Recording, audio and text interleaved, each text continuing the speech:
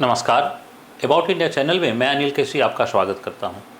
About India channel का वास्तविक उद्देश्य भारत की संस्कृति, भारत के विरासत आदि से आपको परिचय कराना है और इसी श्रृंखला के अंतर्गत हम लोग पर्व से परिचय भी प्राप्त कर रहे हैं। और इसी पर्व से परिचय के अंतर्गत आज की जो श्रृंखला है वह हमारा एक विशेष पर्व है जिसे हम गणेश चतुर्थी कहते हैं। उस गणेश चतुर्थी को डेडिकेटेड है। आइए हम लोग गणेश चतुर्थी के बारे में जो है थोड़ा जानने का प्रयास करें। तो देखिए, सबसे पहली बात कि गणेश चतुर्थी कब मनाया जाता है, तो हिंदू कैलेंडर के भाद्रपद मास, यानी जिसे हम लोग सामान्य बोलचाल की भाषा में भादो कहते हैं, तो भाद्रपद मास के कृष्ण पक्ष चतुर्थी, यानी उसके जो कृष्ण पक्ष होती है, कृष्ण पक्ष के चतुर्थी, जो चंद्रमा का मास शुक्ल पक्ष और कृष्ण पक्ष होता है, उसमें कृष्ण पक्ष की चतुर्थी को मनाया जाने वाला पर्व। अब ये जो पर्व जो है वह मनाया जाता है, इसमें गणेश की प्रतिमा जो है वह स्थापित की जाती है जगह जगह, और गणेश की पूजा जो है वह की जाती है। तो गणेश की पूजा क्यों की जाती है, इस दिन गणेश की पूजा क्यों की जाती है?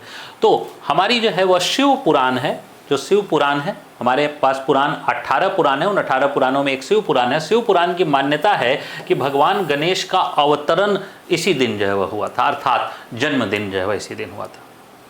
तो भगवान गणेश के जन्म की कई कथाएं जो है वह प्रचलित हैं, जिसमें सर्वाधिक जो प्रसिद्ध प्रचलित कथा है कि माँ पार्वती ने अपनी त्वचा की मैल से को एकत्रित करके गणेश को जो है वह बनाया था और बाद में उस गणेश में प्राण फूंक दिए थे। लेकिन इस बात का पता जो है वह शिव को नहीं था, और शिव जो है, भगवान शिव जब माँ पार्वती के जो है वह महल में प्रवेश कर रहे थे तो गणेश जो है ने उन्हें रोक दिया था, और उसके बाद जो है वह वहाँ हुए एक संघर्ष में भगवान गणेश का गला कट गया। और उसके बाद तब माँ पार्वती क्रोधित हो गई, और माँ पार्वती के क्रोध से बचने के लिए सभी देवताओं ने शिव को आवाहन किया, और उसके बाद जो है तब जो शिव के अन्य जो है वह नंदी और अन्य जो है जो शिष्यगण थे, गण थे, वो जो है यात्रा पर गए, और उस यात्रा में एक जो है हाथी के बच्चे का सिर लेकर आ गए, और हाथी के बच्चे का सिर जो है उस बच्चे के सिर से जो है वह जोड़ दिया गया।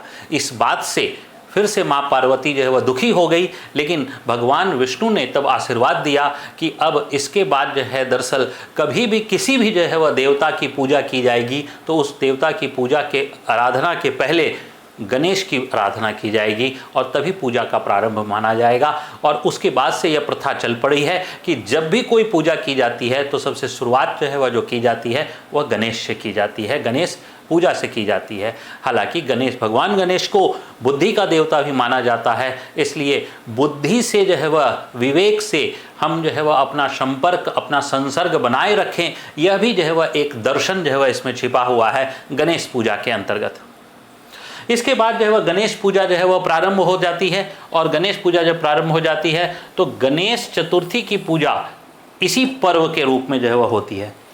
1893 ईस्वी में जो है लोकमान्य तिलक ने इसे सार्वजनिक या सामूहिक जो है वह उत्सव के रूप में जो है वह इसे स्वीकार कर लिया। इसके पहले यह सामूहिक उत्सव के रूप में नहीं था, उसके पहले यह घर घर में पूजा होती थी, लेकिन यह व्यक्तिगत पूजा के रूप में थी। लेकिन लोकमान्य तिलक ने 1893 में इसे सामूहिक उत्सव के रूप में स्थान दे दिया। तो इसका जो प्रमुख कारण था कि दरअसल वह राष्ट्रीय जो है पर्व के रूप में इसे जो है वह स्वीकार करने की स्थिति में जो है वह आ रहे थे। क्यों? क्योंकि मराठा की जो जनता थी, उस मराठा की जनता में एकता लाने का उद्देश्य उनका था कि इसे राष्ट्रीय स्तर पर मनाकर एक एकता जो है, तो महाराष्ट्र में शुरू किया गया था मराठी जनता की एकता के लिए, और धीरे धीरे जो है वह यह प्रचलित होकर पूरे राष्ट्र जो है में फैलने लगा था। तो इस उत्सव की जो है वह ये उत्सव हुआ, तो उत्सव जो है वह कई दिनों तक मनाए जाते हैं। जैसे जो है वह पर्व होता है तो एक दिन का होता है, उत्सव जो होता है वो कई दिनों का होता है। इसीलिए जो आप देखते होंगे कि ताज महोत्सव, थार महोत्सव, ये सब जो है वह क्या होते हैं, कई दिनों के होते हैं। तो ये उत्सव कई दिनों का होगा, तो कई दिनों का होगा तो ऐसी स्थिति में प्रारंभ तो हो गया गणेश चतुर्थी से, तो उसका जो अंत समाप्त होता है वह भाद्रपद की कृष्ण पक्ष की चतुर्दशी को, जिसे हम लोग हिंदू के मान्यता के अनुसार जो है उसे अनंत चतुर्दशी भी कहते हैं। उस अनंत चतुर्दशी जो है के दिन इसका अंत जो है वह हो जाता है, इस उत्सव का अंत हो जाता है।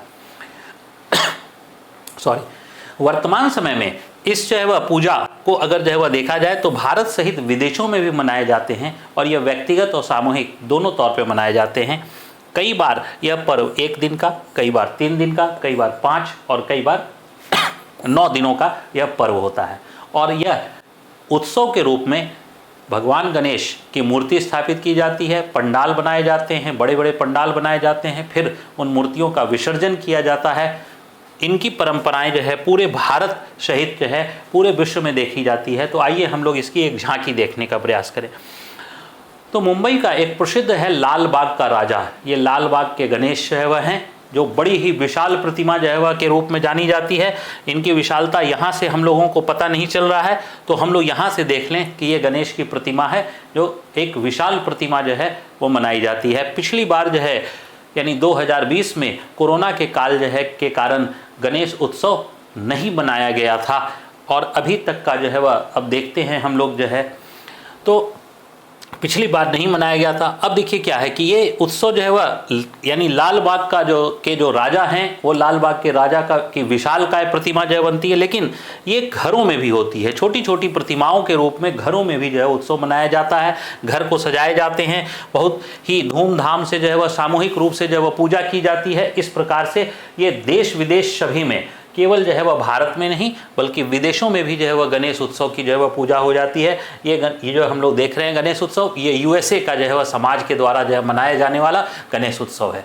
इसका मतलब है गणेश महोत्सव समाज में एकता लाने का प्रयास है, सामाजिक एकता को बढ़ाने का उत्सव है और इसी रूप में आजकल जो है वह हम लोग इस पर्व को मनाते हैं। हम लोग गणेश उत्सव के संदर्भ में, गणेश चतुर्थी के संदर्भ में यहीं तक जो है जानकारी रखेंगे, संक्षिप्त जानकारी। मैं अनिल केसरी आप सभी का धन्यवाद करता हूँ। जय हिंद।